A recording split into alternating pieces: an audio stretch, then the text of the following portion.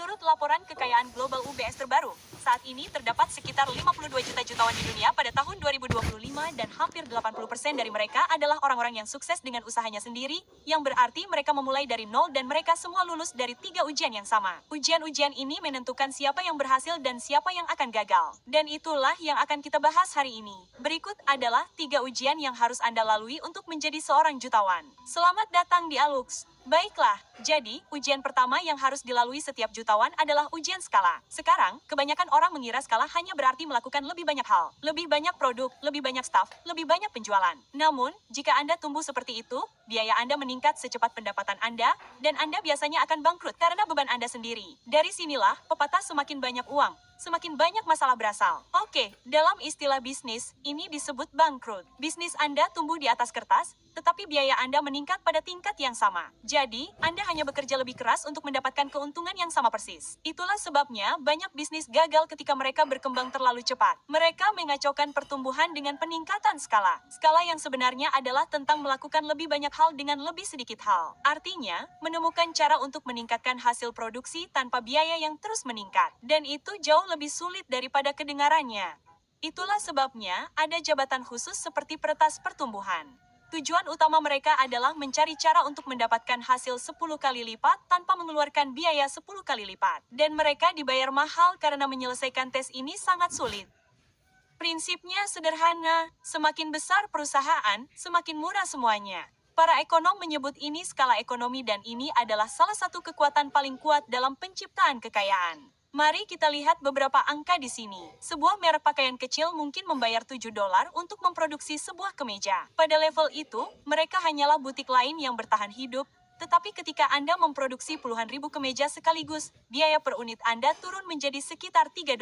Pada harga ratusan ribu, biayanya turun lagi. Pada harga jutaan, pabrik-pabrik mengubah jalur produksi hanya untuk Anda. Dan tiba-tiba, Anda membayar mendekati $50 per kemeja. Dan efisiensinya, Anda tahu, tidak berhenti di situ. Alih-alih membuat kaos dalam 5 ukuran berbeda, merek-merek fast fashion seringkali hanya menggunakan 2 atau 3 ukuran yang paling umum. Keputusan itu saja sudah menghemat jutaan dolar untuk bahan, pola, logistik, dan stok yang tidak terjual. Itu juga sebabnya tidak ada yang cocok untuk Anda kecuali Anda tinggi dan kurus. Sebuah investigasi pada tahun 2019 terhadap rantai pasokan Zara menemukan bahwa biaya produksi pabrik untuk sebuah hoodie hanya €28, sementara Zara menjualnya seharga hampir €30 di Eropa. Itu adalah kenaikan harga 15x lipat yang sepenuhnya didukung oleh skala dan efisiensi. Pada volume, ekonomi berbalik begitu keras menguntungkan Anda sehingga pesaing yang lebih kecil tidak memiliki peluang. Dan itulah sebabnya bersaing dengan Zara atau Sen pada dasarnya mustahil kecuali Anda memiliki pabrik. Skala mereka memberi mereka struktur biaya yang tidak dapat ditiru oleh merek kecil manapun.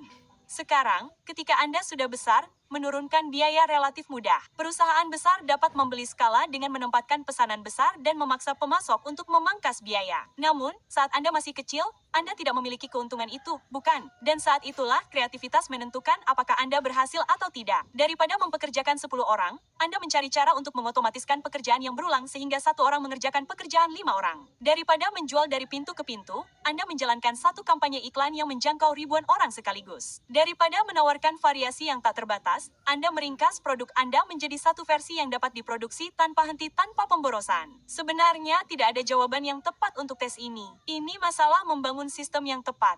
Lulus uji skala pada skala kecil membuktikan bahwa Anda tahu cara meningkatkan hasil tanpa membiarkan biaya menguras Anda. Namun, Anda tahu, itu bukanlah sesuatu yang secara alami diketahui orang. Itu adalah keterampilan yang harus Anda kembangkan jika ingin bisnis Anda sukses. Dan itulah sebabnya kami mempekerjakan pelatih bisnis ahli untuk berkolaborasi dengan kami di dalam aplikasi Alux. Kami membayar mereka dengan biaya yang mahal, mendudukkan mereka di studio, dan meminta mereka memandu Anda melalui pelajaran dan prinsip yang akan membantu Anda meningkatkan skala bisnis Anda dengan sukses. Prinsip-prinsip yang mereka gunakan sendiri. Ratusan ribu manajer tingkat atas, CEO, dan pengusaha menggunakan aplikasi Alux hanya karena aplikasi itu berfungsi. Oke, dan jika Anda mengunduh aplikasi dan memindai kode QR ini di layar, Anda akan mendapatkan diskon 25% untuk keanggotaan tahunan Anda. Sampai jumpa di dalam. Tetapi sementara itu, mari kita kembali ke bisnis. Jadi, ujian kedua yang harus dilalui setiap jutawan adalah ujian leverage. Pada intinya, leverage hanyalah soal matematika. Ini tentang menyeimbangkan 3 hal, hasil, probabilitas, dan arus kas. Jadi, hasil adalah seberapa besar keuntungan atau kerugian yang bisa terjadi. Probabilitas adalah peluang hal itu benar-benar terjadi. Dan arus kas adalah apakah Anda dapat bertahan cukup lama jika tidak langsung membuahkan hasil. Dan semakin baik Anda dalam menjalankan matematika ini, semakin banyak leverage yang mampu Anda ambil, dan semakin cepat Anda dapat tumbuh. Jika skala adalah tentang efisiensi dan membuat segalanya lebih murah seiring pertumbuhan Anda, leverage adalah tentang akselerasi. Itulah yang mengubah operasi kecil menjadi bisnis yang tumbuh lebih cepat daripada Anda. Sekarang, ada 4 jenis leverage utama, dan setiap jutawan telah memecahkan setidaknya satu di antaranya. Yang pertama adalah leverage finansial, yang merupakan yang paling jelas. Anda meminjam uang untuk memperluas operasi. Bayangkan Anda seorang pendiri yang mengambil pinjaman sebesar $100.000 dengan bunga 5% untuk meluncurkan produk baru. Pinjaman tersebut membebani Anda sebesar $5.000 per tahun untuk bunga ditambah pembayaran kembali. Jika produk tersebut menghasilkan $120.000 setelah biaya perolehan, Anda telah memperoleh laba sebesar $20.000. Bahkan setelah melunasi pinjaman tersebut, itu adalah kemenangan. Namun, jika penjualan gagal dan Anda hanya menghasilkan $70.000, Anda masih berutang kepada bank sebesar $100.000 ditambah bunga. Tiba-tiba, Anda merugi. Jadi, dapatkah bisnis Anda bertahan dalam skenario penurunan cukup lama untuk mencapai kenaikan? Jika ya, maka leverage finansial menguntungkan Anda. Kedua, kita memiliki leverage sumber daya manusia. Ketika Anda mempekerjakan karyawan atau kontraktor untuk melipat gandakan waktu Anda. Jadi, katakanlah Anda mempekerjakan seorang tenaga penjualan dengan gaji $4.000 per bulan. Jika mereka secara konsisten menutup penjualan sebesar $12.000, mereka membayar sendiri 3 kali lipat. Angka 3x itu tidak acak? Oke, itu adalah aturan praktis dalam bisnis. Agar perekrutan masuk akal, mereka harus menghasilkan setidaknya 3 kali gaji mereka. Dan itu karena pada 1x mereka hanya menutupi biaya mereka sendiri tanpa ada sisa untuk sewa, peralatan, atau pemasaran. Pada 2x, mereka menutupi gaji mereka sendiri ditambah biaya harian, yang berarti sedikit keuntungan. Pada 3x, Anda akhirnya berada di titik yang tepat di mana gaji dan pengeluaran tertutupi, dan ada keuntungan yang tersisa. Jadi, uji daya ungkit orang adalah menemukan peran di mana gaji $1 secara andal berubah menjadi nilai $3. Baiklah, mari kita lanjutkan. Jenis daya ungkit utama ketiga adalah teknologi. Sekarang, pengujian di sini adalah bagaimana Anda menangani biaya awal yang besar karena semua jenis teknologi membutuhkan sejumlah besar uang untuk dikembangkan ditambah biaya pemeliharaan agar tetap berjalan. Kita tahu ini secara langsung. Oke, membangun aplikasi yang hebat tidaklah murah. Katakanlah Anda menghabiskan $50.000 untuk membangun perangkat lunak. Jika Anda dapat menarik 1.000 pengguna dengan membayar $10 per bulan, itu berarti pendapatan bulanan sebesar $10.000. Anda mencapai titik impas dalam 5 bulan dan setelah itu hampir menghasilkan laba murni. Namun, maksud saya, jika hanya 50 orang yang mendaftar, Anda menghasilkan $500 per bulan dan butuh waktu lebih dari 8 tahun untuk mencapai titik impas. Jika berhasil, Anda menang besar. Namun, jika gagal, Anda 100% selesai, teman saya. Dan terakhir, kita punya pengaruh media. Sekarang, ujiannya di sini adalah menemukan cara untuk menembus kebisingan. Disinilah perusahaan mempekerjakan anak-anak untuk membuat meme terkait merek di Twitter dan menganggapnya selesai. Ya, kami masih menyebutnya Twitter. Oke, mari kita hadapi kenyataan. Setiap jutawan yang merintis usaha sendiri telah memecahkan setidaknya satu dari uji pengaruh ini. Sebagian besar telah menguasai lebih dari satu. Lulus uji daya ungkit bukanlah hal yang opsional karena ini menandai momen Anda berhenti menjalankan pekerjaan dan mulai menjalankan bisnis. Anda mungkin pernah melihat orang bekerja tanpa henti pada bisnis mereka, bukan karena mereka ingin, tetapi karena mereka harus. Mereka adalah karyawan di perusahaan mereka sendiri karena, ya, mereka tidak memiliki daya ungkit. If you can speak basic English and if you can use a computer, then you can explore real opportunities. Ya, mereka tidak memiliki daya ungkit. Baiklah, sekarang, mari kita bahas ujian ketiga yang dihadapi setiap jutawan, yaitu ujian keberuntungan. Nah, ini adalah ujian yang tidak ingin diakui oleh siapapun karena orang ingin percaya bahwa kesuksesan adalah tentang keterampilan, kerja keras, dan strategi. Namun, oke, selalu ada elemen waktu dan posisi yang tidak dapat Anda kendalikan. Keberuntungan di sini berarti berada di tempat yang tepat pada waktu yang tepat di pasar yang akan tumbuh. Dan Anda tidak dapat memutuskan kapan pertumbuhan itu terjadi, tetapi Anda dapat memutuskan arena yang akan Anda masuki dan kapan Anda akan bertindak. Saat ini, AI sedang berkembang pesat. Oke, industri ini bernilai sekitar 200 miliar pada tahun 2023 dan pada tahun 2030 diproyeksikan mencapai hampir 1,8 triliun dolar. Itu adalah tingkat pertumbuhan tahunan hampir 40%.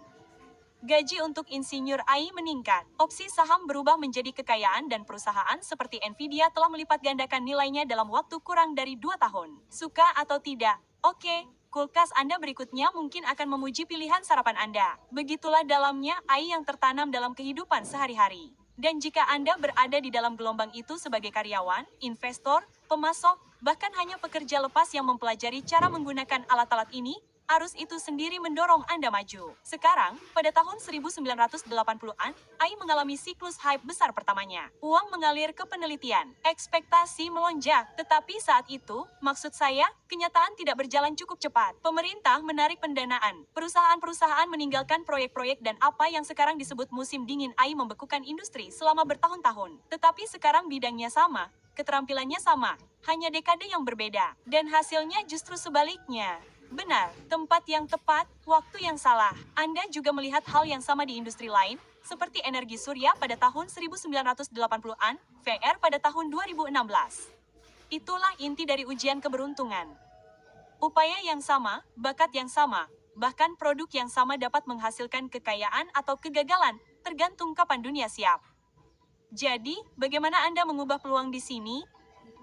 Cara pertama adalah dengan memilih industri yang permintaan jangka panjangnya tidak dapat disangkal. Kami telah memberi peringkat pada industri-industri ini di video sebelumnya, yang dapat Anda lihat di deskripsi. Populasi yang menua, misalnya, adalah salah satu yang besar. Oke, setiap negara di bumi semakin menua. Itu berarti lebih banyak perawatan kesehatan, lebih banyak obat-obatan, lebih banyak pengasuh yang dibutuhkan. Hal yang sama berlaku untuk transisi energi. Bahan bakar fosil digantikan oleh energi terbarukan, suka atau tidak. Dan begitu teknologi seperti AI membuktikan dirinya, adopsi hanya akan semakin cepat. Orang tidak kembali ke alur kerja sebelum AI.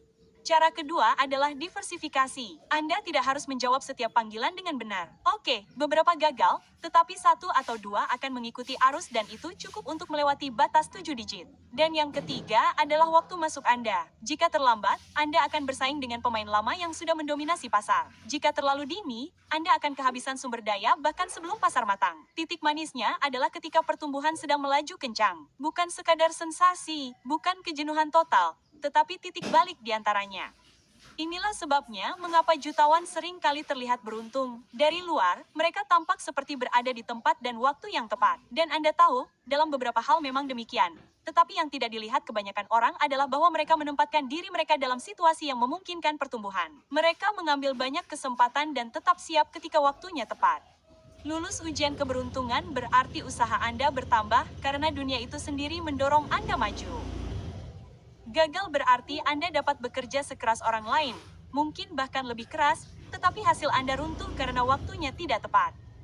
Skala membuat produk Anda efisien.